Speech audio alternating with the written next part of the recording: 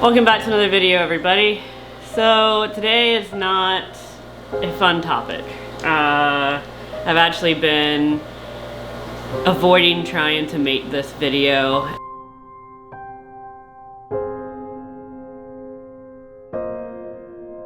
And going back and forth on if I should do it, should I not do it, you know, all of that.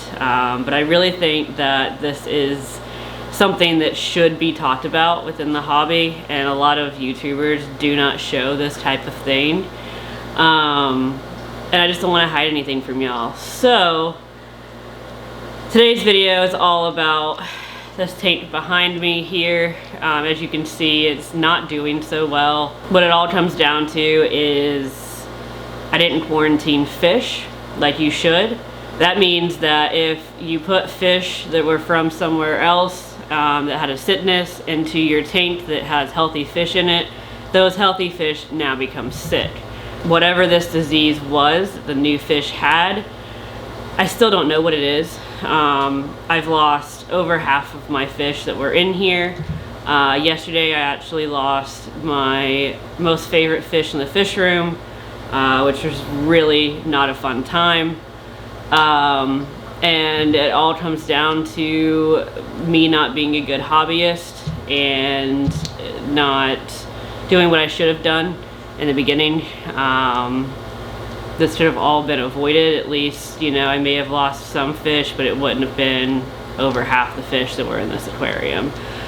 I was actually editing the video of this build of the actual other 75-gallon as well, and just watching how many fish went in there and how many plants went in there and all of that, and it was not a good time to be editing the video, to be honest with you, because it was during the time that I was dealing with this and trying to save the fish that were still somewhat healthy. Anyways, there's going to be a lot of me rambling in this video, but this video is going to be just a lot of knowledge and, you know, warnings and just some stuff to have on hand. Later in the video I'm going to show y'all like a fish first aid kit essentially, and kind of like some medicines to keep on hand. So stay tuned for that part of the video. It'll be the second part of this video.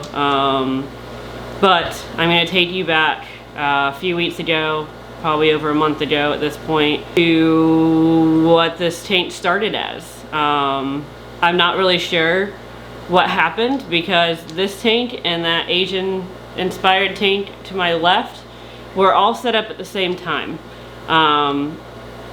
And so I don't understand what happened like algae wise, but there was no disease in it. So I'll take you to that clip right now. This algae is all over the glass. It's all over the plants back there. I mean, it's just not doing great. So you can see that the algae was pretty bad.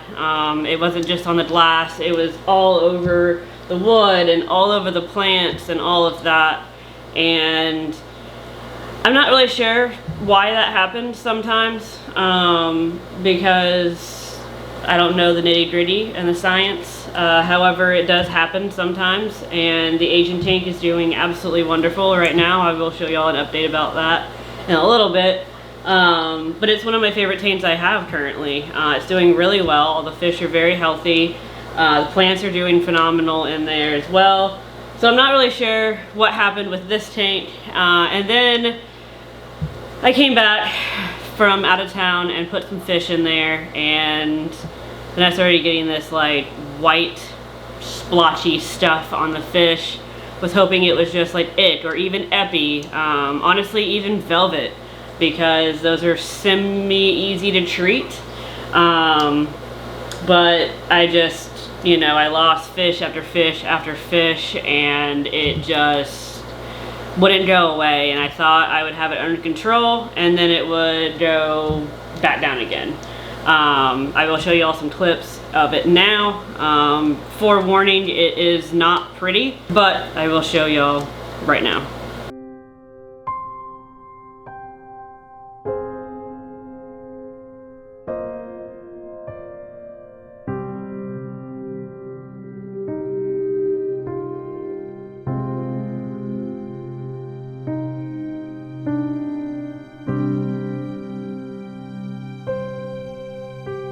So yeah, I'm not sure what it was, and I still don't know what it is. I have a really good friend that is like an expert on diseases, and she couldn't even figure out what it was. So currently I still have some fish in here, as you can see swimming behind me.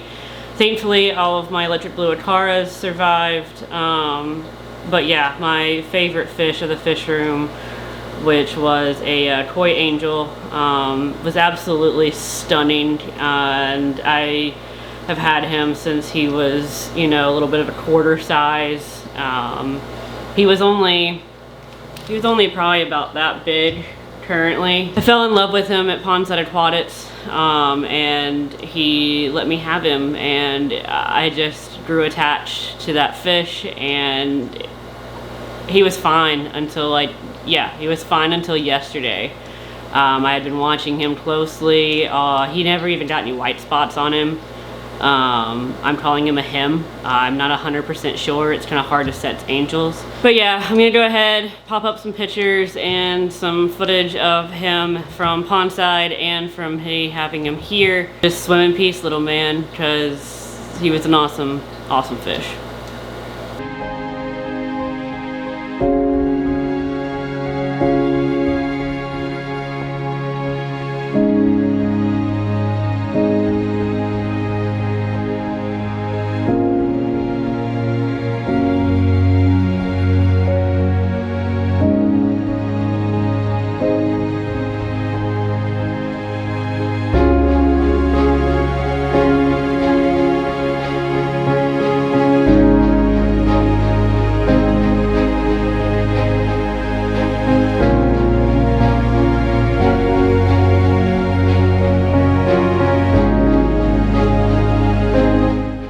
Alright, so back to present day.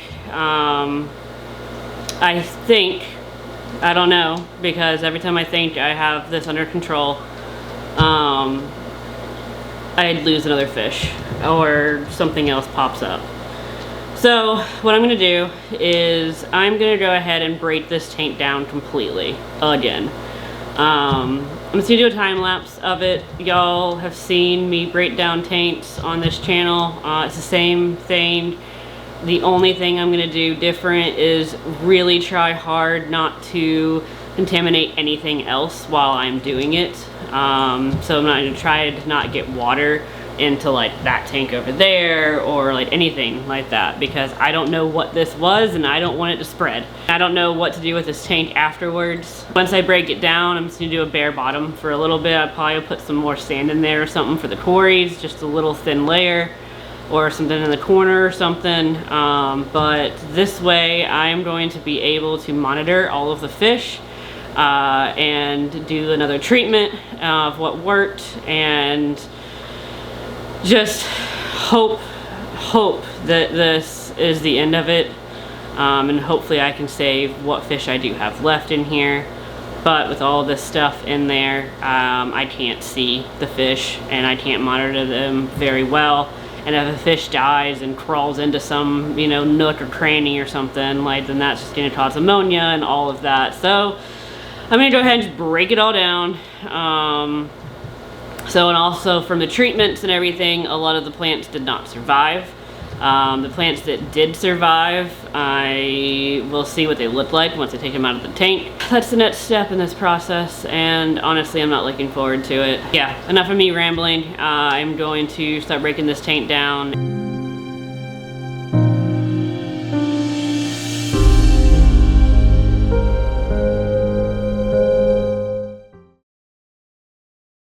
Alright, so I want to do some good in this video. I want to give y'all an update of the other 75, the Asian inspired 75. Oh my gosh, it's my favorite tank I have currently. It's doing phenomenal. This tank and the other tank that's now empty, so I'll update y'all in a second about what's going on with that. But they were set up at the same exact time. Literally, same exact time. Y'all saw the video. I don't know what happened, I really don't, but I'm gonna give y'all an update of this tank, and it's doing phenomenal. Alright, now we do have like some of this algae on the glass, a little bit of algae like in the tank and stuff, but overall, look at this. It's doing absolutely phenomenal. And I don't get it, but I absolutely love this tank. Like, just look at it. Look at all the plant growth. I mean, it's doing absolutely phenomenal. Now we do just have some of this like algae on the glass, totally normal. Like some of this algae on the rots and stuff, but honestly, other than, I mean, the gouramis are looking absolutely phenomenal in here. Got the honey gourami. We've got the sparkling gourami right there. Hi, little guy. And then all of my Vietnamese cardinal minnows are doing fantastic as well. Oh, we got the pea puffer came out to say hi. Hi, little one. Such a cute fish. All kinds of other fish are in here. Of course, they're all hiding when I'm filming. We even got some shrimp in here, and they've not gotten eaten, which is phenomenal. We've got another one right here. There's another sparkling gourami there. I love these fish. They're one of my favorite fish of all time. And then, of course, another honey gourami. They've gotten so much color. It's just an amazing. Yes, I have a sponge in there. It's just for an emergency of if I need to quickly cycle it an aquarium or something. But yeah, like, these plants are phenomenal. Like, if you go back to what it used to look like, these plants were down here. So like, it's doing so well. Even my rare crypt, completely forgot the name of it, but I got it from LRB. It's doing phenomenal. Like, it's doing great. Absolutely love this tank. And I'm gonna do a really quick maintenance on it. Do a feeding really fast on this, and then I'm gonna do some maintenance and then clean it all up and let y'all see both of those processes. So if y'all are asking what I feed, you're in luck. Woo! Did you hear that thunder? Probably not. It is storming here. But yeah, this is a very big variety, and I'll go between even the tropical excellent bites, and I'll throw in sometimes the tropical shrimp pellets and the vegetable shrimp pellets from Ultra Fresh sometimes. Mainly I feed this flake food on this New Life Spectrum. You can get it at Petco. I like this brand a lot. And then the puffer gets bloodworms, and then also the ram's horn snails that are in there. Only 2 things that he will actually eat. And then I will also throw in sometimes the shrimp envy food, and I've got all their varieties, so I'll just kind of chuck it in whatever one I grab, to be honest with you.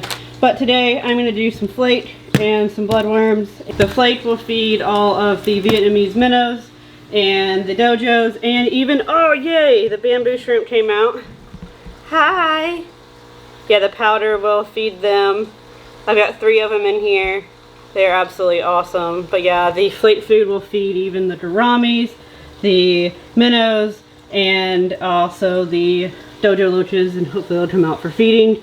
And then whatever the puffer doesn't eat with the bloodworms, the dojos will also eat, and other fish too. Alright, here's flake food. I'll just take it and like kind of crumble it up in my hands and put it in the flow. And everything starts going crazy for it. Look at that. Oh yeah. Oh, that thunder is getting worse. Well, I did all my errands earlier. Look at that. I know the puffer gets interested in the flake, but he will not eat those flakes. I will put the bloodworms in just a second. Chunk of bloodworms. Yummy. Going right in. As that thaws out, see, the puffer's already interested. You should have waited for it to de-thaw there. He is ready for it. He knows what's up. I love their little like sea turf thing going on. It's adorable. Oh yeah, he's hunting. There you go. Absolutely loves his bloodworms. Don't know if it's a him or a her, I'm sorry. But yeah. Oh yeah, the gouramis found it. There, oh yeah, there it goes. Yeah, most of the fish get part of everything in here. Oh, there's the dojo. Found the food, smelled it. Look at that. Got 2 others in here somewhere. Oh, there's one right there. Going crazy. They go crazy for food. It's insane. I love this tank. It's so full of life. It's all Asian inspired. All these plants can be found in Asia. All these fish can be found in Asia. But yeah, this is my favorite tank out of the fish room right now. And there you go. The rain of bloodworms. You can see his little belly getting bigger as he eats. It's always a great sign.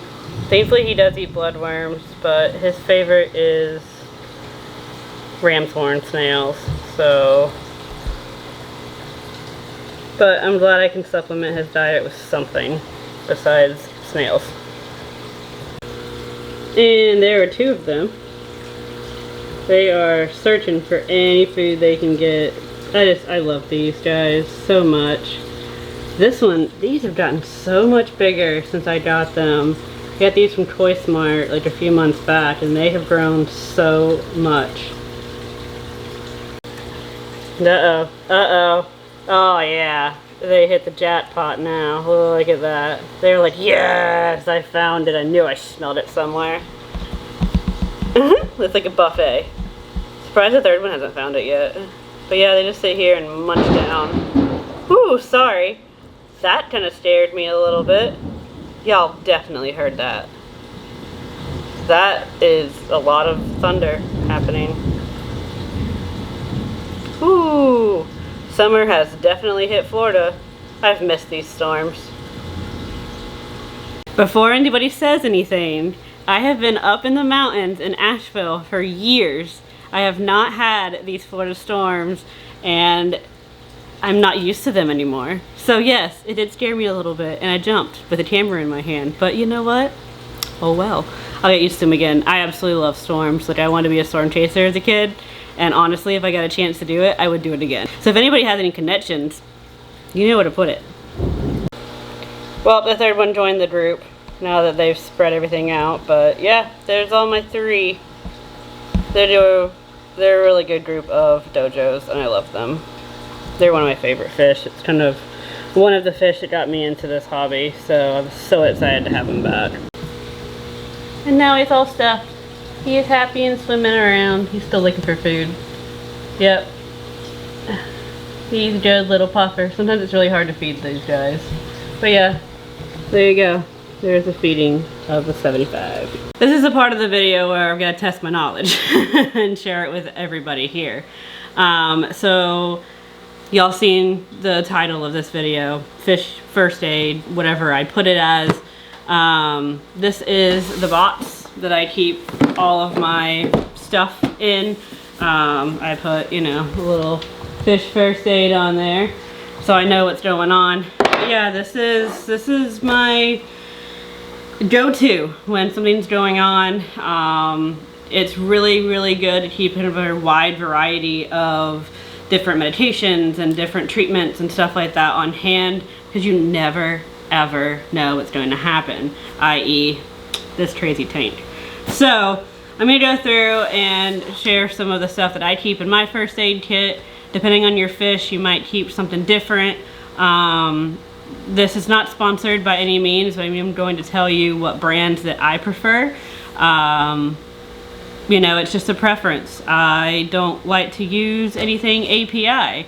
In my experience, it didn't really treat what I was trying to treat. So, you know, it's not a blow to API. I still use their test kits and stuff like that. But for the meditation, I wasn't a fan. My biggest brand for meditations is CChem. I have multiple different ones, but this is like, CChem is the almighty in my opinion for a lot of different things, but all for their meditations as well. CChem and Fritz. So they have worked countless times for me in the past. Alright, so I'm going to kind of explain what I keep and why I keep it, and then you can kind of like build your kit from there. But I like to do kind of an all-around meditation, and that's where your PolyGuard comes into play. Of course, this is CChem. PolyGuard is a bacterial, fungal, and parasitic diseases treatment. So this is kind of an all-around. I don't, you know, if you don't know what's going on or something like that, this is where you want to go to. The only bad thing about this one is it will turn your silicone blue if you have clear silicone. The medication itself is blue. It will stain your clothes, it will stain your hands, it will stain anything it touches. Can't really, I really don't want to open this, but I will. but you can see, let's see if it'll focus. Oh my gosh. But yeah, this is blue. So anything this touches will 100% stain it. Oh, I don't want to get it anywhere. Like even on the box itself, there's some on the tape right there, Anyways, so be very careful if you don't want anything to get stained. Your hands, it'll come off pretty good and fast. It'll take a couple of washes, but it will wear away. Underneath your fingernails or something, it'll take a little bit longer. But this is a great all-around treatment for you. What do I have next? Might as well keep going on the CTEM train here. So I really like the Canaplex and Metroplex, which are two very great meditations. And what I like about CTEM is that you can put this on food. So like take like a pellet or something and put it in a container, and then what you do is put a couple drops of water and put the meditation in there and then kind of stir it around. Or you can also take their garlic guard and put a few drops of this in the food instead of the water, and what it does is it gets the fish to eat it because it masks the smell of the meditation. Alright, so Metroplex is a protozoan, parasite, and anaerobic bacterial disease treatment. Yes, I am cheating because I forgot to save this. Now with CTEM products, they do have like some directions on the little tubes, but all of their like treatments and all kinds of different stuff are on the back of their packaging. So I highly recommend keeping this packaging, but they have a great website that goes in depth and explains everything. So the Metroplex will actually treat ick, which is white spot, hole in the head and lateral line erosion, and even velvet. What's great about these meditations, meaning Canaplex and Metroplex, is you can put them in the water column, but then you can also do the food thing like I talked about. With the food, it's so much quicker to get in their system, and it'll help them quicker. But then if your fish is eating or something, you can throw it into the water column. So next up is the Canaplex. There you go. And this is also, it's a broad spectrum antibiotic. So it'll treat fungal and bacterial, but it's also easily absorbed through both skin and the gills. Ingestion's not required, but it does help. I've actually used Canaplex and Metroplex together into food and put it in the water column depending on what I'm trying to treat. So with the Canaplex, it does Popeye, cloudy eye, fin rot, sepsis, dropsy, and mouth rot. So it's a pretty broad thing, but if you can kind of distinguish what you're trying to treat, you can kind of use either one of these. What's also good about CTEM is they have something called Focus, and Focus actually helps combine the meditation with a food.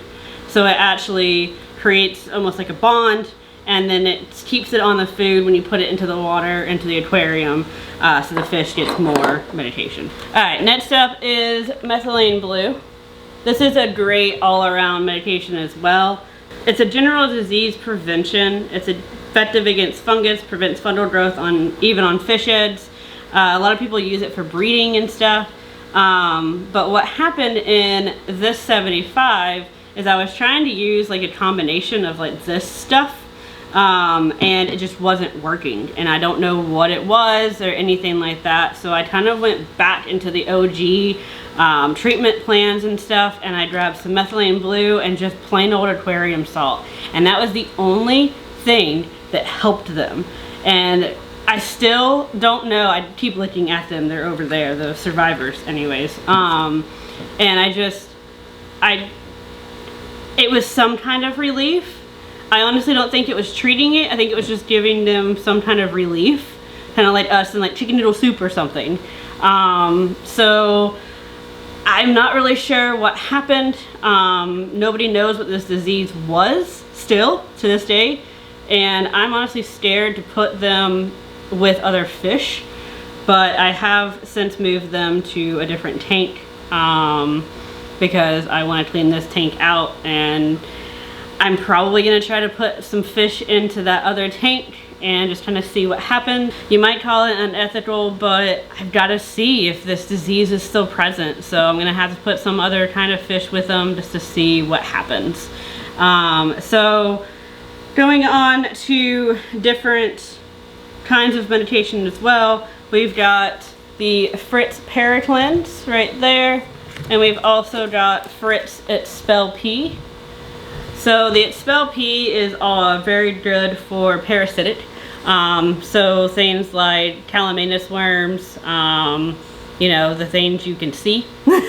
So it's very easy to see the Calamanus worms.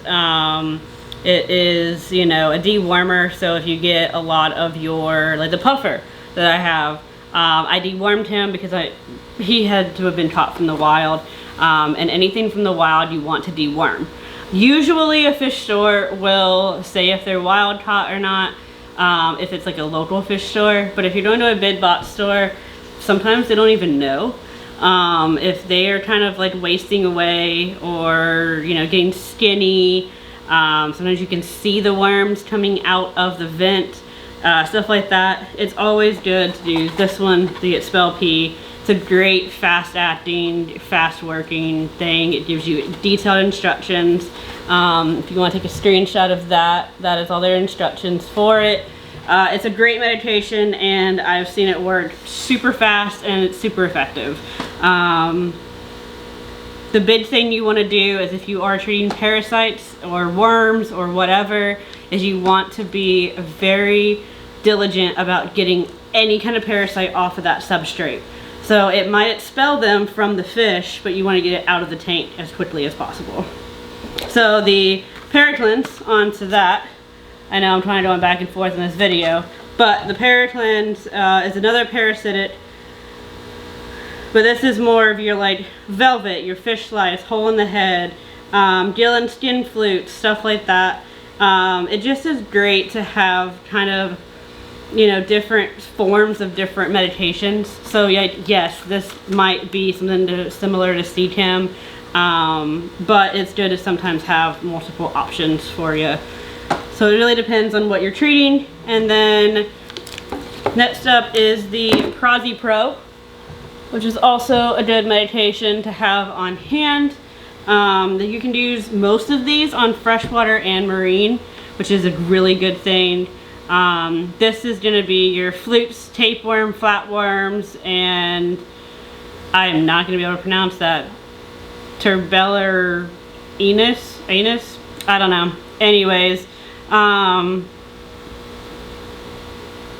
yeah, these are your like the parasites, like tube worms and flukes and stuff like that. So each one, it might be like a parasitic treatment, but it's different kinds of parasites. So you have to kind of like, and in this video is way too long to go in depth about what to look for, but you just have to like, you know, hey, my fish is doing this, and just kind of Google it and see the different pictures and the different things and kind of make the most educated guess. The really good thing about the fish keeping community is there's a lot of community Facebook pages out there. Some are really helpful, some give a lot of misinformation, and there's really no way to like really distinguish between the two unless you have the knowledge, but do your best. I mean, it's honestly all I can tell you because there's just so much misinformation out there. But like I said, it'd be way too long of a video for me to go in depth about all of this. But the good thing about CTEM's website is each meditation actually has, like, let's see, there we go. So this is the Canoplets, and if you actually, let's see if it'll focus. I'll actually throw it up too, but like if you click on each one of these, it'll literally show you what it looks like. So that's a really good thing. There's a few websites like that out there, but I love CTEM's website for that reason. Next up is the No Planaria. I have this for my shrimp tanks mostly, and it does what it says. It treats against planaria, which are these little like white clearish worms, and they have an arrow-shaped head. I will throw up a picture right here for you to see it, and they're kind of terrifying looking. But planaria in like a fish tank is not going to do any harm, to be honest with you. The fish will actually eat them. It's free food. However, if it gets into a shrimp tank, they actually eat the shrimp. So I have gotten a couple of planaria before, so I just keep it on hand. It's a really good effective treatment. It also effectively treats against hydra. So hydra are these little things that get stuck to the glass or any like hard surface, and they have these little tentacle things, and they sting their prey, and then they just like suck them dry. Like, it's weird, but you know. Both of those are if you bring in a new plant, or you have to introduce it to your tank somehow, some way. And if you have a lot of fish tanks, it just sometimes is inevitable. You try your hardest, but sometimes it just doesn't work. So this is a great treatment. If you do it precisely of how it says to do it, you will not kill your shrimp, you will not kill the snails, anything like that. There's always going to be a possibility that any treatment is going to negatively affect a fish or shrimp or an invertebrate of some sort, and sometimes they do die. And that's just, it's honestly the name of the game with this hobby, and it sucks sometimes, but you know, that's just part of it. So then the next one that I have is here from PalmStreet. This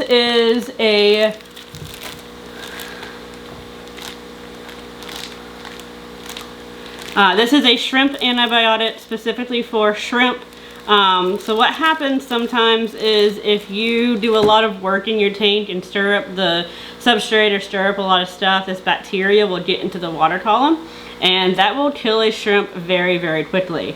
Thankfully, I have not had to use this, not on any piece of wood that I can find, but I have it on hand just in case, because you can see the effects happening very quickly of the bacteria coming out of the substrate or whatever and affecting the shrimp. You can see that very quickly. So if you dose this really fast, you can save most or all of the shrimp. So I do have it on hand just in case, and honestly, like, I never want to use any of this, but I have it on hand in case, because you never know. And I'm glad I had a lot of this on hand when this happened, because if one medication isn't working, then you can switch to another one. And in some places, you don't have a local fish store that has all of this medication. Some of your big box stores are starting to carry like CChem stuff, or you know, some of it has API, but you don't have the more like a broad spectrum of medications. Like, I've only, I think honestly, this like the Fritz stuff, I don't think is in big box stores. I don't believe. I definitely know like this isn't. Like, even methylene blue is hard to find in the big box stores, if at all. So thankfully I did have a good local fish store here that I was able to grab more methylene blue for this tank, because honestly, yeah, I almost used this entire bottle, which is a 4 fluid ounce bottle. But you know, enough of me rambling. I mean, I you know, just wanted to make this video as a warning slash educational video, and I want to do more of these as well, so please let me know if you like these down below. I know this is more of a sadder video. I would like to do more of the educational side of like happier things, of course, but I couldn't not do this video, even if it breaks my heart to talk about it and even to listen back to it when I'm editing, you know. But it's one of those things that a lot of YouTubers don't talk about. And I really, really, really wanted to not hide anything from anybody. This is the nitty-gritty of the hobby. It happens. The more tanks you have, the more disease and the more sickness and the more death you're going to have. And that's something you have to remember, and you have to, I don't want to say get over, but essentially get over it, because like, you know, I don't like death. I don't like to sick fish. I don't like to, you know, even y'all seen how sad I was in the beginning of this video, and it's probably months later. I have really not wanted to make this video. Like, it is soul sucking sometimes, but the positive part of this hobby and this passion is what keeps me going. Like, I absolutely love waking up and doing my rounds, essentially. Like, looking at all my fish. Like, you know, my fish are happy when they see me, you know? And even the ones that, you know, were sick in the 75 over here, they still came up to the glass and like, hey! You know, even though they were sick. And it was just, it was soul crushing to watch. And I just wanted to not hide anything from y'all, and I have rambled enough. I think I have put enough knowledge into this video. If y'all have any questions, please, please, please ask me anything. I do not mind helping whatsoever, and if I can't help, then I will, you know, either ask somebody else or refer you to somewhere that can help, or will try their hardest to help. But yeah, leave those questions in the comments below, or all of my socials are also in the description. So either way, I might not get to you too fast, but I will get back with you as soon as I can. Alright, so I wanted to give y'all an explanation of why this tank is completely empty right now. So y'all seen in the beginning of this video, middle, wherever it's at, taking all of the hardscape out. I wanted to monitor the fish, XYZ. So I did all of that, and I decided not to take the substrate out because I had the tories and all of that. So I was like, no, you know what? It'll be fine to not have, you know, to not take the substrate out. Wrong. Very, very wrong. So I'll throw a clip of it here because my microphone didn't work for some reason, but this is what it looked like the day after. So that didn't work because I couldn't see the fish. Took all the hardscape out so that I could see the fish and monitor them, and they ended up, I couldn't see them. I couldn't even see 2 inches into the tank because what happened is when I took all the hardscape out, all the sand got shifted and the aqua soil came up. Well, even with the filter going and everything, the tories were rummaging through it constantly, and just aqua soil, if you touch it in water, it just goes everywhere. So the tank was black, could not see a thing, even with the brightest light on or anything. So I ended up taking all of the substrate out, and I was able to monitor the fish a little bit better. But then I decided that I wanted to move them into like a completely different tank so I can completely sanitize and clean this tank over here. I honestly will probably never use this for fish again. I will probably never use the hardscape for fish again. I am too terrified that it's like harboring in something, silicone, wood, something. This was the worst disease that I've ever had in my fish room or in my fish keeping hobby. So I'm very, very cautious of, you know, where I put these fish. So, or the things that came out of the tank. And I don't really trust the bleach with the wood and all that anyways. And a video coming up, probably a video or two after this video, I will show y'all what I actually have that will end up going in this tank eventually when she grows up. So, I think I'm going to save this tank until that actually happens. It'll be a while, but honestly I think that piece of wood and this tank is going to be perfect for her when she gets bigger. So stay tuned for that.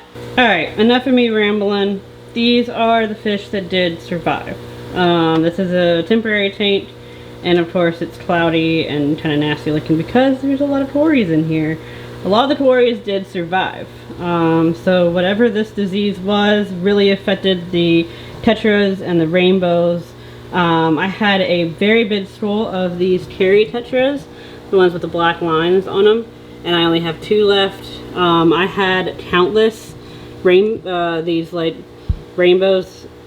They are prey touch rainbows, and I had countless of them, and I only have what you see right now. So, and then also my electric blue ataras, they all survived, which is a miracle in itself. They are actually breeding size, most likely now, but I don't know. I want to make sure that they're okay before I even try to breed them. I would love to breed them one day, but they actually never were affected at all, so I'm not really sure how, but that's alright. So then a lot of these Tories, of course, survived. A lot of my orange lasers, you know, a lot of different ones survived, but then also a lot of them passed as well. So in here, it's kind of like threw some moss in here, threw a couple of different plants. I 3D printed a little plant stand thing, and there's plecos in here somewhere. They're like the higher plecos, they're about that big. They're pretty beefy. All 3 of those survived, and they were never really affected. And then like a lot of my bigger Tories, of course, survived as well. So yeah, camera hods, I tell you. And then also my like lone zebra danio, he is like not affected at all or nothing, and he was fine the entire time. So it really affected a lot of the rainbows. It affected the terry tetras and also some of the Tories as well. And yeah, this is what I have left out of the hugely stocked 75-gallon tank. But I'm glad to still have these, and you know, they're, if I want to, I can breed with the rainbows to get more if I want. You know, even if you look closely, some of the, like the bigger rainbow right there has like stars from being, whatever this disease was, from being affected by it. It's insane. That's not spreading. So like that's like a star from whatever this was. So yeah, this is their temporary tank for now. Got a sponge filter in here. Of course I need to do some like gravel vacuuming and stuff from the Tories stirring everything up. But at least the Tories have some sand now to kind of sift through and do their thing. And yeah, I'm just gonna see how they do, and then I'm gonna kind of monitor them as they are in here. And then when I know that they're okay, I'm gonna kind of add some fish to see what happens. And here's this tank with the glass clean. Just that little bit of glass cleaning just makes it so much better. Like, it looks like a different tank almost, just with the glass cleaning. That's all I did. Seriously, that's all I did. But yeah, let me look at this little shrimp.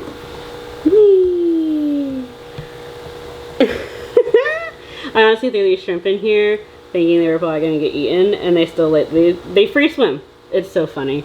Anyways, yeah, the gouramis, like I said, are doing incredible. Kind of see them a little bit better with this glass clean. Puffer is completely full of bloodworms. Everybody else is full of whatever they got to eat. And yeah, I'm very happy with this tank. And like I said, some of this will be trimmed. I have a project coming up, so I don't know what I'm going to use them for. So I might just kind of cut them and replant, and that'll be might be it. So yeah, I hope that y'all enjoy this video. It's definitely way different of a video that I normally do. You know, it's not a video I wanted to put out. It took me months to make this video, but I'm gonna put it out there. Hopefully it does well, and I hope that y'all like it, and I hope it maybe helps some of you as well. Like I said before, if y'all have any questions or y'all are dealing with something, like, I do not mind helping whatsoever.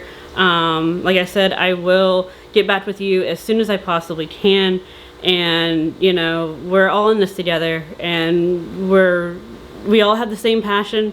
We all like we all love the animals. We all want the animals to do as best as they possibly can in the care that we can give them. One thing I forgot to mention is actually these Vietnamese minnows, Vietnamese cardinal minnows, are actually either endangered or they're getting close to being endangered in the wild. And it's so awesome to be able to keep them. And there's just so much other good things in this hobby that keep us going. And when a fish does get sick or anything that does happen, it's heartbreaking. So we've got to stay in this together. So if you have any questions or concerns, or you're going through anything, please let me know. If you don't want it to be public, got all my socials below. And I'll catch y'all in the next video, and it'll be a lot more happier than this. Peace. out.